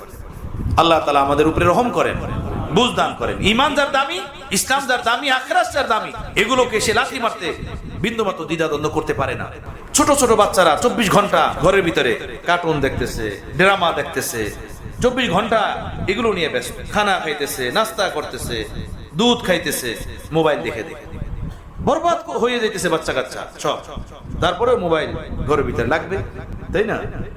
যাই হোক, তো গুনাহ থেকে বাঁচার জন্য হিম্মত করা, এই হিম্মত শুধু দোয়া না, মসজিদে কি কান্নাকাটি না, চিল্লায় যাওয়া না, আর গুনাহের পরে রাগ করে শুধু মোবাইল একবার ভেঙে ফেলা না। কতজন এইভাবে রাগ করে মোবাইল বিক্রি করে ফেলে, মোবাইল ভেঙে ফেলে। কত বন্ধুদের মেসেজ আসে, আমি মোবাইল ভেঙে ফেলাইছি, 2 মাস 3 মাস, এরপর আরো দামিটা কিনছি, 2 মাস 3 মাস পরে আবার আরো দামিটা কিনছি। কথা বুঝতেছেন? আবার মেসেজ দিছে, আমি তো 5 মাস ভালোই ছিলাম, আবার আমারে ভূতে ধরছে। ভূতে ধরছে না, ভূত তুমি কি না, ভূত তো তুমি নিজে কি না, তোমার ভূত ছাড়াইবে কে? তুমি তোরে কি না পকড়ে রাখছো, ভূত ছাড়াবে কে? তোমারে ভূতে কেন, আরো কত কিছুতে ধরবে। আল্লাহ হেফাজত ফরমান। হযরত বলছেন যে অ্যান্ড্রয়েড সেটের পাপ থেকে যে বাঁচতে পারবে না, তার জন্য অ্যান্ড্রয়েড সেট ব্যবহার করা জায়েজ নাই, একদম নাজায়েজ, হারাম, গুনাহ। বাসা বাড়িতে ছেলে মেয়েরা, মাস্তুরাতরা সারাদিন এগুলো ভিতরে লিপ্ত থাকে, ইউটিউব দেখে, এইটা দেখে, এই রান্না দেখে, এই অমুক জিনিস দেখে, যা কিছু হবে ইউটিউবে দেখে। ইউটিউব কোনো ভালো জিনিস বলেন? এটা একজন মানুষ দাঁড়ায় বলেন যে এটার ভিতরে সব বাইজিদ বুস্তামির আওয়াজ করে। ঈমান যার দামি, আখিরাত যার দামি, জীবন যার দামি, সেগুলো থেকে বেঁচে থাকবে। আল্লাহ আমাদেরকে আমাদের ঈমান দামি বানিয়ে দেন আমাদের নিকটে, হ্যাঁ, বুঝ দান করেন আল্লাহ তাআলা। নিজের ক্ষতি নিজে করলে বাঁচাবে কে? নিজেই নিজের গাফলাতের দ্বারা নিজেই পাপের ভিতরে লিপ্ত থাকি, তো হেফাজত করবে কে আমাকে? পার্থিব জগতের আয় উন্নতির জন্য যেভাবে আমার চেষ্টা করতে হয়, আখিরাতের ভালাই কল্যাণের জন্য আমাকে ফিকির করতে হবে, চেষ্টা করতে হবে। তো 1 নম্বর হলো গুনাহ থেকে বাঁচার জন্য হিম্মত করা, চেষ্টা করা। ঈমানের বরকতে আল্লাহ পাক প্রতিটা মানুষের ভিতরে হিম্মত দান করছেন গুনাহ থেকে বাঁচা। হযরত বলছেন যে তোমরা হিম্মত চোর, তোমরা হিম্মত চুরি করো। হিম্মত অবশ্যই আছে, যে হিম্মত আল্লাহ তাআলা দিবেন সেইটা ব্যবহার করো তুমি, আর আল্লাহর কাছে সেই তৌফিক চাও যেন আল্লাহ আমার ভিতরে ঈমানের বরকতে যে হিম্মত দান করছেন গুনাহ থেকে বাঁচা, সেটা যেন ব্যবহারও করতে পারি সময় মতো। আমি যে বিড়াল না হয়ে যাই, শিয়াল না হয়ে যাই, যে কোনো জায়গায় আমি স্যালেন্ডার করে আমি পাপের ভিতরে লিপ্ত হয়ে গেলাম না, আমাকে হিম্মত ব্যবহার করারও হিম্মত দান করেন। এই কারণে হযরত বলতেন 5 ওয়াক্ত নামাজের পরে 7 বার পড়বা লা হাওলা ওয়ালা কুওয়াতা ইল্লা বিল্লাহ, এই নিয়তে যে হে আল্লাহ আপনি আমাকে নেক কাজ করার তৌফিক দেন, গুনাহ থেকে বাঁচার হিম্মত দেন, এই নিয়তে পড়বা। আমার চোখে এখনো ভাসে, হযরত অসুস্থ ছিলেন, বাম হাত উঠিয়ে এভাবে বলছেন, বাম হাতে এভাবে মুঠি বেঁধেছেন, এরপরে বলছেন যে ব্যক্তি নিয়মিত এই কালিমা পড়বে, অর্থের দিকে খেয়াল করে, ইনশাআল্লাহ তার থেকে তার গুনাহ ছুটে যাবে। লা হাওলা ওয়ালা কুওয়াতা ইল্লা বিল্লাহ। হযরত বলতেন যে লা হাওলা যখন বলবা তখন মনে মনে নিয়ত করবা, হে আল্লাহ এই পাপের জাহানে, পাপের জগৎ থেকে ফিরে থাকার হিম্মত আমার মধ্যে নাই। আর ওয়ালা কুওয়াতা যখন বলবা তখন এই তোমরা নিয়ত করবা যে হে আল্লাহ আপনার বন্দেগী করার শক্তি আমার মধ্যে নাই, ইল্লা বিল্লাহ, তবে আপনি যদি আমাকে তৌফিক দেন তো আমি পাপ থেকেও বাঁচতে পারবো আর আপনার খুশি মতো বন্দেগীও করতে পারবো। এই কালিমা 5 ওয়াক্ত নামাজের পরে 7 বার, 14 বার, 21 বার পড়ো, হযরত আমাদেরকে বলতেন। এজন্য আমরাও আপনাদেরকে বলি। এরপরে হযরত বলতেন পূর্বের জমানার কিছু মাশায়েখ আউলিয়া কেরাম ছিলেন, নিজের মুরিদিনদের সুলুক ও তরিকতের এই রাস্তাকে অতিক্রম করার জন্য শুধু লা হাওলা ওয়ালা কুওয়াতা ইল্লা বিল্লাহর জিকির বতলাইতেন, জিকির বলতেন যে এই জিকিরটা করো। আমার ভাই তাহাজ্জুদ আওয়াবিনের দ্বারা মানুষ বুজুর্গ হয় না, আল্লাহর কসম। তাহাজ্জুদ, আওয়াবিন, ইশরাক, পাগড়ি, বাবরি, চোখের সুরমা, কোরআনে পাকের তেলাওয়াত, হাতে তাসবিহ, চিল্লা ঘাস, এর দ্বারা মানুষ বুজুর্গ হয় না, মানুষ ওলি হয় না, মানুষ ওলি হয় তাকওয়ার দ্বারা। এগুলো নেক কাজের জরায়, নেক কাজের মাধ্যম, এগুলো এর দ্বারা নেকি অর্জন হয়। কিন্তু কেউ যদি চায় আল্লাহর ওলি হতে, আমরা যদি চাই আল্লাহর ওলি হতে, আল্লাহর প্রিয় বান্দা হতে, তো আমাদেরকে মুত্তাকি হতে হবে, গুনাহ ছাড়তে হবে, পাপ ছাড়তে হবে, অন্যায় পথ থেকে হিম্মত করে ফিরে আসতে হবে। কথা বুঝতেছেন? এখন তাহাজ্জুদ, আওয়াবিন, ইশরাক, এগুলোকে আমরা বুজুর্গির মাপকাঠি ধরে রাখছি। চিল্লা ঘাস এগুলোকে আমরা বুজুর্গি মনে করি, অথচ বুজুর্গির সাথে কোনো সম্পর্ক নাই। বুজুর্গি সম্পর্ক তাকওয়ার সাথে। শুনুন কোরআন কি বলে, আলা ইন্না আউলিয়া আল্লাহ ইল্লাল মুত্তাকুন, যে একমাত্র ওলি তারাই যারা মুত্তাকি। ওলি তারাই যে মুত্তাকি, যে গুনাহ করে না, যে পাপ করে না, যার জীবনে গুনাহ নাই, পাপ নাই, সেই মানুষই হলো আল্লাহর ওলি। বুঝতেছেন ভাইয়েরা? হ্যাঁ, গুনাহ ছাড়তে হবে, পাপ ছাড়তে হবে। গুনাহ পাপ ছাড়লেই আল্লাহর ওলি হওয়া যাবে। গুনাহ পাপ ছাড়ার সর্বপ্রথম কাজ নিজে হিম্মত করা, যে আমি গুনাহ করব না। যে আত্মীয় স্বজনের বাসায় গেলে গুনাহ হবে, আমি সেদিকে যাব না। যে সকল জিনিস আমাকে গুনাহতে ফেলবে, সেই সকল জিনিস আমি আমার কাছে রাখবো না। হিম্মত করতে হবে। হিম্মত ছাড়া 20,000, 25,000, 18,000 টাকা বেতন পাওয়ার জন্য 12 ঘন্টা ডিউটি করি, আগুনের পাড়ে দাঁড়ায় থাকি, রাত জেগে কাজ করি, তো গুনাহ ছেড়ে আল্লাহর ওলি হওয়ার জন্য সেখানে হিম্মত করতে হবে না? মেহনত করতে হবে না? মেহনত করলেই, হিম্মত করলেই পারা যাবে। হিম্মত ছাড়া গুনাহ ছাড়া যাবে না। এমন কোন ওজিফা নাই যে ওজিফার বরকতে আমার আপনার থেকে গুনাহ ছুটে যাবে। ব্যাপকভাবে আমাদের এই হালাত। হযরত দোয়া করেন আমি যেন গুনাহ ছেড়ে দিতে পারি। হ্যাঁ, এই দোয়া তো চাবো, এটা একটা ভালো জিনিস, কিন্তু এটা বুঝতে হবে শুধু দোয়া চাওয়া যে হযরত দোয়া করেন আমি যেন গুনাহ ছাড়তে পারি, এটা আদৌ যথেষ্ট না। শুধু বায়াত হওয়া, বায়াত হলেই আমার থেকে গুনাহ ছুটে যাবে, এটা একদমই ভুল ধারণা। বায়াত হলেই আমার থেকে গুনাহ ছুটবে না। গুনাহ ছাড়ার জন্য আমার হিম্মত করতে হবে। আল্লাহ কর্তৃক যে হিম্মত আমাকে আল্লাহ দিয়েছেন সেটাকে কাজে লাগাতে হবে। যে জিনিসগুলো আমাকে গুনাহের দিকে নিয়ে যায় সেই জিনিসগুলো থেকে দূরে সরতে হবে। আসবাবে গুনাহু সে মুবাআদাত, গুনাহের আসবাব থেকে দূরে থাকা, দূরে সরা। আল্লাহ তাআলা তৌফিক দেন, হিম্মত দেন। কারে বলা, আল্লাহর এই জমিনে কত সুন্দর সুন্দর বান্দা আছে। কয়েকদিন আগে একটা যুবক ছেলে স্কুলে পড়ুয়া, চাকরি করে বাহিরে, আমার কাছে এসে চোখের পানি ছেড়ে দিয়ে বলল, হুজুর আমি আলহামদুলিল্লাহ চোখের হেফাজত করি, এই ঢাকার শহরে থাকি, আমার একটা চোখ নষ্ট আমি করি না। বহুদিন পরে অনিচ্ছায় একটা নজর আমার পড়ে গেছে একটা মহিলার উপরে। এরপরে আমি অনেক কাঁদছি আল্লাহর কাছে, অনেক কাঁদছি, কিন্তু আমার দিলে এখনো ভয় লাগতেছে যে আমার এই অনিচ্ছা নজরটা কেন পড়লো, আমার এমন কেন হলো। আমি ওর দিকে তাকিয়ে রইলাম। 20-22 বছরের একটা যুবক ছেলে, কথা বুঝতেছেন? আলহামদুলিল্লাহ আমাদেরই সিলসিলার ভিতরে বায়াত। এত সুন্দর যুবক ছেলেও বাহিরে কাজ করে, জেনারেল পড়ুয়া, এরকমের ছেলেও আছে। সুবহানাল্লাহ বিহামদিহি। একজনে আমাকে বলছেন আমাদের এই সিলসিলার ভিতরে জড়িত, বলছে আলহামদুলিল্লাহ 13 বছর হয়ে গেছে আমার একটা নজর নষ্ট হয়নি। বলেন, 13টা বছর তার পার হয়েছে, তার নজর নষ্ট হয়। আর এক মাস্তুরাত আমাকে চিঠির মাধ্যমে লিখে জানিয়েছে যে হযরত আলহামদুলিল্লাহ আমার যুগ পার হয়ে গেছে, আমার আজ পর্যন্ত নজর নষ্ট হয়নি। বায়াত হওয়ার পর থেকে এই এক যুগ আমি পার করছি, আমি কোনো ভিন পুরুষের দিকে তাকাইনি। এই মানুষ এই জমিনে আছে। আমি যদি ভাবে হাত পাও ঢিলা ঢালা ছেড়ে দেই, আমাকে বাঁচাবে কে? আমি মনে করি আমার মতোই মনে হয় সব গান্দা, একদমই না। এই জমিনে আল্লাহর অনেক প্রিয় প্রিয় বান্দারা আছে। আল্লাহ বান্দাদেরকে এমন কোন কাজের হুকুমই দেন নাই যেটা বান্দার দ্বারা করা সম্ভব না। এখানে শুধু নফসের চাহিদা পূরণের জন্য আমরা এখানে আসি নাই, আল্লাহকে খুশি করার জন্য আসছি। এখানে আল্লাহর হুকুম আহকাম মতো জিন্দেগি বানানোর জন্য আসছি। পার্থিব জগতের ঘর বাড়ি দোকানদারি সাজানোর জন্য এত মেহনত, আখিরাত এবং পরকালকে সুন্দর করার জন্য কোনো ফিকির নাই। এভাবে একদম ঢিলাঢালা হাত পা ছেড়ে দেওয়া, বেলাগাম জিন্দেগি চলতে থাকা, এটা তো একজন মুমিনের জীবন এমনটা হতে পারে না। খাজা সাহেব रहमतुल्लाह अलैह বলছেন, जो जितना कर सके नफ्स के पहलुओं को बहरहाल आशिक अपनी कोशिश तो ना छोड़े। যে একদম তাকওয়ার উপরে চলতে পারে না, পাকদামান হয়ে থাকতে পারে না, এর মানে এটা না সে ঢিলাঢালা হাত পা ছেড়ে দিবে, না আমার দ্বারা হলো না, তা না। তো সে কি করবে? बहरहाल आशिक अपनी कोशिश तो ना छोड़े। দেওয়ানা যে আশিক, যে সে নিজের হিম্মত ছাড়বে না, হিম্মত ধরে রাখবে না। আমি পড়ে গেছি, আবার তওবা করব। যতটুকু আমাকে গুনাহের দ্বারা শয়তান পিছিয়ে নিয়ে গেছে, আমি চোখের পানি ঝরাবো, আমি আমার চোখের পানিতে ভেসে আল্লাহর দুয়ারে আরো আগে বেড়ে যাব। আমার চোখের পানি যেন আমাকে আল্লাহর দুয়ারে ভাসিয়ে নিয়ে যায়। আয় সাইলে ইশক বহা দে মুঝে রব কে দুয়ার মে।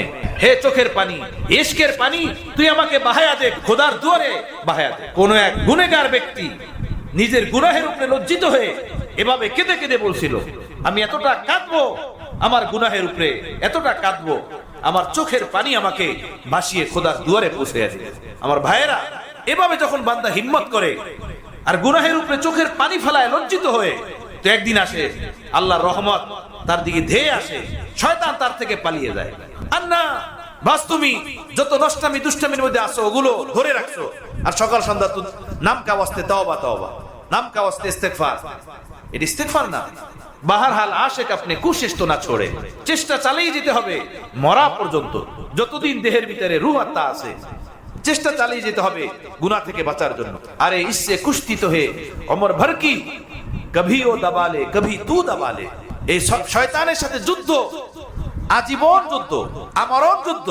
যদি শয়তান তোমাকে কখনো ফেলে দেয়, অর্থাৎ কোনো পাপের মধ্যে ফেলে দেয়, তো তুমিও কখনো শয়তানকে ধরে আছাড় দাও, ফেলে দাও। এইভাবে যে নিজের নফসের উপরে শাস্তি প্রয়োগ করো, বুজুর্গদের সাথে, আল্লাহ ওয়ালাদের সাথে, নিজের শায়েখের সাথে পরামর্শ করে নিজের নফসের উপরে কঠিন শাস্তি প্রয়োগ করো। তুই আমার দ্বারা এই পাপ করালি, গীবত করালি, কুদৃষ্টি করালি, তোকে আমি দেখাবো। শাস্তি প্রয়োগ করো, ওকে মজা চাখাও, ও যেন ভেগে যায়, পালিয়ে যায় এই নফস শয়তান তোমার থেকে শাস্তি ভোগ করার পর। কথা বুঝতেছেন? চেষ্টা করতে হবে, চেষ্টা চালিয়ে যেতে হবে। হাত পা ঢিলে ঢালা ছেড়ে দিয়ে চলা যাবে না দুনিয়াতে। কুল্লু বনি আদম খাত্তাউন ওয়া খায়রুল খাত্তাইনা আত-তাওয়াবুন। নবী আলাইহিস সালাতু ওয়াস সালাম বলেন, বনি আদম তো গুনাহগার, তবে সর্বোত্তম গুনাহগার সে যে গুনাহের উপর স্থির থাকে না, তার থেকে ভাগে তওবা করে, সে সর্বোত্তম গুনাহগার। আর গুনাহ থেকে যে খালেস মনে তওবা করে ফিরে আসে, সে এমনই যেন সে গুনাহ করেই নাই। সুবহানাল্লাহ। আত-তাইবু মিনাজ যামবি কামান লা যামবা লা। গুনাহ থেকে খালেস তওবাকারী এমন হয়ে যায় যেমন সে নিষ্পাপ, যেন সে জীবনে কখনো গুনাহ করেই নাই। সুবহানাল্লাহ। আল্লাহর কত দয়া আমাদের উপরে, বলেন আল্লাহর কত মায়া। হাকিমুল উম্মাত মুজাদ্দিদ মিল্লাত হযরত মাওলানা আশরাফ আলী থানভী রাহমাতুল্লাহ বলেন, আল্লাহ তাআলা এমনটা কেন করবেন যে গুনাহগার ব্যক্তি যখন গুনাহ থেকে তওবা করেন তো তাদের আমলনামা থেকে মিটিয়ে দেন গুনাহগুলো। আর এই মিটিয়ে দিতে আল্লাহ ফেরেশতাদেরকে হুকুম দেন না যে হে ফেরেশতারা তোমরা আমার গুনাহগার বান্দার গুনাহগুলো আমলনামা থেকে মিটিয়ে দাও, তারা তওবা করছে। ফেরেশতাদেরকে আল্লাহ তাআলা হুকুম দেন না, বরং আল্লাহ তাআলা নিজে স্বয়ং গুনাহগার বান্দার গুনাহ তওবা দ্বারা মিটিয়ে দেন আমলনামা থেকে। কেন? এই জন্য যে হযরত থানভী বলেন কিয়ামতের ময়দানে এই ফেরেশতারা যেন না বলতে পারে, এই সলিমউদ্দিন তুমি তো ওই তো কালিমুল্লাহ না, এখন জান্নাতে যাইতেছো, তোমার আমলনামায় এই এই গুনাহ ছিল, আমি তো মিটাইছিলাম তোমার গুনাহগুলো, তুমি তওবা করছিলা আর আল্লাহ আমাকে মিটাইতে বলছিলেন, আমি মিটিয়ে দিয়েছিলাম, আজকে তুমি জান্নাতে যাইতেছো। তোমার ওই গুনাহগুলো যদি না মিটানো হতো তাহলে তুমি জাহান্নামে যাইতা, তুমি তো ওই কলিমুদ্দিন। কথা বুঝতেছেন? ফেরেশতারা যেন ওই বান্দাকে এই তুচ্ছ তাচ্ছিল্যের নজরে না দেখে বা ছোট মনে না করে, বা এই বান্দা ফেরেশতাদের সামনে ছোট না হয়ে যায়, সেজন্য আল্লাহ তার কুদরতি ক্ষমতায় তওবার দ্বারা বান্দার আমলনামা থেকে গুনাহ মিটিয়ে দেন। কত দয়া আল্লাহ পাকের। এরপরে গুনাহের ভিতরে লিপ্ত থাকা এটা শরীফ বান্দার কাজ না, কোন ভদ্র বান্দার কাজ না। থোড়ি সি দের কি লজ্জত হমেশা কি নাদামত হে, জানাজা আবরু কা দফন করনা কি হামাকত হে। হযরত বলছেন পাপের রাস্তায় অল্প কিছুক্ষণের মজা, যতক্ষণ গান শুনলো ততক্ষণ মজা, যতক্ষণ সিনেমা দেখলো ততক্ষণ মজা, যতক্ষণ ভিন নারীদেরকে রাস্তাঘাটে তাকলো ততক্ষণ মজা। এরপরে কি? এরপরে জ্বলন আর জ্বলন, তাই না? হযরত থানভী বলছেন গুনাহের মজা এমন যেমন চুলকানির মজা। যখন কারো চুলকানি হয়, যতক্ষণ চুলকায় ততক্ষণ খুব মজা লাগে, চুলকানো শেষ এরপরে জ্বলে। গুনাহের মজা হুবহু এমন, যতক্ষণ গুনাহ করে ততক্ষণ ভালো লাগে, এরপরে জ্বলন আর জ্বলন। দিলে অশান্তি, মনে অশান্তি, ঘরে অশান্তি, অফিসে অশান্তি, বাইরে অশান্তি, খাইতে ভাল লাগে না, ঘুমাইতে ভাল লাগে না, অফিস ভাল লাগে না, কামকাজ ভালো লাগে না, সব অশান্তি আর অশান্তি। কথা বুঝতেছেন তো? থোড়ি সি দের কি লজ্জত হামেশা কি নাদামত হে। যতক্ষণ গুনাহ করলো ততক্ষণ একটু মজা, এরপরে শুধু হায় হার হায়, আফসোস আর আফসোস। আর এটা যদি মানুষ জেনে যায় তো বদনামির কোনো শেষ নাই, কলঙ্কের কোনো শেষ নাই, অভিশপ্ত জীবনের কোনো শেষ নাই। আল্লাহ আল্লাহ আল্লাহ আমাদের সকলকে পর্দাপুশি ফরমান, আমাদেরকে আল্লাহ তাআলা মাফ করে দেন। তো গুনাহ থেকে বাঁচার জন্য হিম্মত করতে হবে ভাইয়েরা। আমরা হিম্মত করব সকল ইনশাআল্লাহ। আল্লাহ তৌফিক দেন। এই হিম্মতের মধ্যে এটাও যে জিনিসের দ্বারা আমি গুনাহের মধ্যে পড়ে যাই, সেই জিনিসটা নিজের কাছ থেকে সরিয়ে দেওয়া, নিজের ঘর থেকে সরিয়ে দেওয়া। যেখানে গেলে আমি গুনাহের মধ্যে পড়বো সেখানে না যাওয়া, সেই মজলিসে না যাওয়া, সেই পাড়ায় না যাওয়া, সেই এলাকায় না যাওয়া। 2 নম্বর কাজ, হিম্মত করার সাথে সাথে আল্লাহ পাকের সাথে আহজারির সাথে কান্নাকাটি করা, চোখের পানি ফালানো, আল্লাহকে বলতে থাকা একদম সেভাবে যেভাবে কঠিন কঠিন রোগ ব্যাধি হলে যেভাবে শেফা কামনা করা হয় আল্লাহর কাছে, নিজের রুহের শেফার জন্য, অন্তরাত্মার শেফার জন্য, সেভাবে আল্লাহ পাকের কাছে কান্নাকাটি করা। যেন আল্লাহ আপনি দুয়ার খুলে দেন। खोले हो ना खोले दर उस पर तेरा क्यों हो नजर, तू तो बस अपना काम कर याने सदा लगाए जा। এই কবিতা খাজা আব্দুল হাসান মাজুব রাহমাতুল্লাহ আলাইহি। কাঁদতে থাকো, কাঁদতে থাকো, চোখের পানি ফেলতে থাকো। শুধু গণনা করিও না যে 2 দিন কাঁদে, 5 দিন কাঁদছি, তা না। তুমি আল্লাহর দরবারে কাঁদতেই থাকো। একদিন দেখবা যে দুয়ার খুলে গেছে, তার দুয়ার খুলে গেছে। হযরত আল্লাহ দামাত বরকাতুমের কবিতা, দুয়ার পরে হাঁক দে, ডাকার মতো ডাক, দুয়ার খুলুক নাই বা খুলুক, ডাকার পরে ডাক দে। সুবহানাল্লাহ সুবহানাল্লাহ বিহামদিহি। ডাকো আল্লাহ, বলো আল্লাহ, আল্লাহু ইয়াজতাবি ইলাইহি মান ইয়াশা ওয়া ইয়াহদি ইলাইহি মান ইউনিব। আল্লাহ তার কালামে পাকের ভিতরে বলেন যে আমাকে ডাকে, আমার দিকে বাড়তে চায়, আমি তাকে বাড়ার তৌফিক দান করি, তাকে আমি কবুল করি। আর হযরত রাহমাতুল্লাহ আলাইহি বলেন এই দুনিয়াতে একজন মানুষও তুমি এমন পাবে না যে আল্লাহর কাছে অন্তরের অন্তরস্থল থেকে আল্লাহকে পেতে চেয়েছে, আল্লাহর ওলি হইতে চেয়েছে, আর সে আল্লাহর ওলি না হয়ে, আল্লাহকে না পেয়ে দুনিয়া থেকে বিদায় নিয়ে কবরে গেছে। একজন মানুষও তুমি দুনিয়াতে এমন পাবে না। এর বিপরীতে লক্ষ মানুষ এই দুনিয়াতে আছে যারা ধন দৌলত, অর্থ করি, টাকা পয়সা চেয়েছে কিন্তু পায় নাই। তার মনের মতলব মতো সে পায় নাই, পাইছে ততটুকুই যতটুকু আল্লাহ তার জন্য রেখেছেন। কথা বুঝতেছেন ভাইয়েরা? তো দুনিয়া তো পেয়ে যাব, যতটুকু আল্লাহ আমাদের কপালে তকদিরে রেখেছেন আমরা পেয়ে যাব, কিন্তু আখিরাত সেটা তো হলো চিরস্থায়ী। সেটাকে নিয়ে না মরলে কি হবে? সেটাকে হারায় যদি আমরা মরি তো আমাদের কি হবে? সবই আমরা হারালাম। তাহলে তো আল্লাহর কাছে কান্নাকাটি করা 2 নম্বর কাজ। 3 নম্বর কাজ হলো আল্লাহর প্রিয় বান্দাদের কাছে দোয়া চাওয়া, আল্লাহর যারা প্রিয় বান্দা তাদের কাছে দোয়া চাওয়া, তাদের কাছে দোয়া চাওয়া, তাদের মজলিসে যাওয়া, তাদের সোহবতে বসা। 4 নম্বর কাজ হলো আল্লাহ ওয়ালাদের পরামর্শে কিছু জিকির ওয়াজকার করা, কিছু আমল করা। এজন্য হযরত আল্লাহ করাচি রহমতুল্লাহ বলতেন, প্রতিদিন কোরআনে পাকের কিছু তিলাওয়াত করো, এই নিয়াতে যে হে আল্লাহ এই তিলাওয়াতের বরকতে আপনি আমার অন্তর পরিষ্কার করে দেন, আমার অন্তর থেকে গুনাহের খেয়ালাত দূর করে দেন, হিংসা বিদ্বেষ দূর করে দেন, শাহওয়াত পাপাচার দূর করে দেন, আমার অন্তরের সমস্ত ময়লা কালিমা আপনি সাফ করে দেন। এবং হযরত বলতেন যে কোরআনে পাকের তিলাওয়াতের শেষে হাত উঠাই দোয়া করো যে হে আল্লাহ আপনার এই পবিত্র কালাম, এগুলো শুনে মানুষ হেদায়েত পেয়েছে, এগুলো মানুষ পড়ার দ্বারা মানুষ হেদায়েত পেয়েছে, আপনি এর বরকতে আমার অন্তরকে হেদায়েত দেন, আমাকে আপনি হেদায়েত দেন। প্রতিদিন কিছু এই নিয়তে কোরআনে পাকের তেলাওয়াত করো। এবং হযরত বলতেন প্রতিদিন কিছু জিকির করো, জিকিরের পরেও দোয়া করা যে আল্লাহ আপনার নাম পবিত্র, আপনার জাত পবিত্র, আপনার পবিত্র নামের বরকতে আপনি আমার অন্তরাত্মাকে পবিত্র করে দেন, সাফ করে দেন। তো 4 নম্বর কাজ হলো আল্লাহ ওয়ালাদের পরামর্শে কিছু জিক্র আজকার করা, কিছু ইবাদত বন্দিগি করা, কোরআনে পাকের তেলাওয়াত করা, কিছু দান সৎকার করা তাদের পরামর্শে। হযরত হাকিম উলামা থানবী নওয়ারাল্লাহু মারকাদাহু বলেন এই কাজগুলো যদি কোনো মানুষ ধারাবাহিকভাবে করে, ধীরে ধীরে গুনাহ ছাড়া আল্লাহর পথে অগ্রসর হওয়া, নিজের অন্তরাত্মাটাকে সাফ সুতরা বানানো সহজ হয়ে যাবে, আসান হয়ে যাবে। আল্লাহ তাআলা তৌফিক দেন, আল্লাহ কবুল ফরমান, সব গুনাহ থেকে আল্লাহ আমাদের সকলকে বাঁচাই রাখেন, হিম্মত দেন। আল্লাহ কর্তৃক যে হিম্মত সেটা আমরা কাজে লাগাইতে পারি, আল্লাহ আমাদের সকলকে কবুল ফরমান, তৌফিক দান করেন। দোয়া করি না, এটা নিচে নেমে গেছে আবার। আলহামদুলিল্লাহি রাব্বিল আলামিন ওয়াসসালাতু ওয়াসসালামু আলা সাইয়্যিদিল মুরসালিন ওয়া আলা আলিহি ওয়া আসহাবিহি আজমাইন।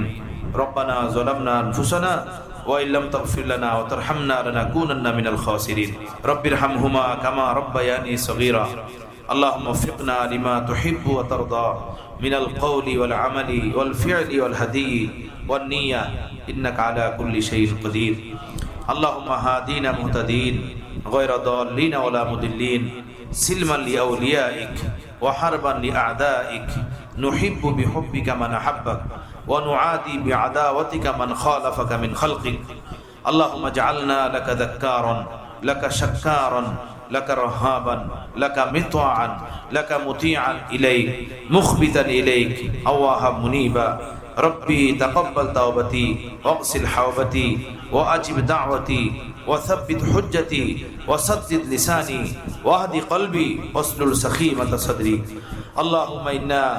اللهم إنا نعوذ بك من جهد البلاء ودرك الشقاء وسوء القضاء وشماتة الأعداء اللهم إنا نسألك الهدى والتقى والعفاف والغنى اللهم إنا نسألك الهدى والتقى والعفاف والغنى اللهم إنا نسألك علما نافعا وعملا متقبلا ورزقا واسعا وشفاء من كل داء وشفاء من كل داء اللهم إنا نسألك الصحة والعفة والأمانة وحسن الخلق والرضا بالقدر اللهم استر عوراتنا وآمن روعاتنا اللهم استر عوراتنا وآمن روعاتنا اللهم إنا نسألك العفو والعافية والمعافاة في الدنيا والآخرة আল্লাহ আপনি আমাদেরকে মাফ করে দেন, আল্লাহ আপনি আমাদেরকে মাফ করে দেন।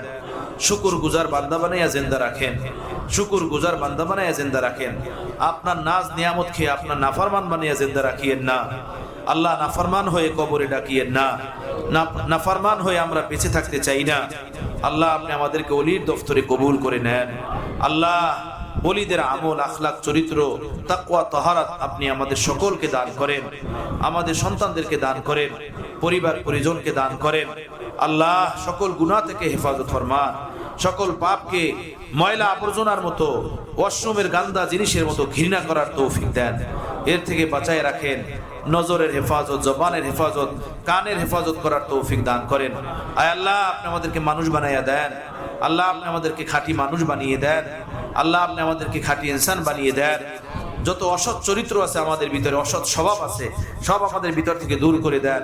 আখলাকে হাসানার দ্বারা মুজাহিদ করে দেন আল্লাহ, আখলাকে হাসানার দ্বারা আমাদেরকে সাজায়া দেন।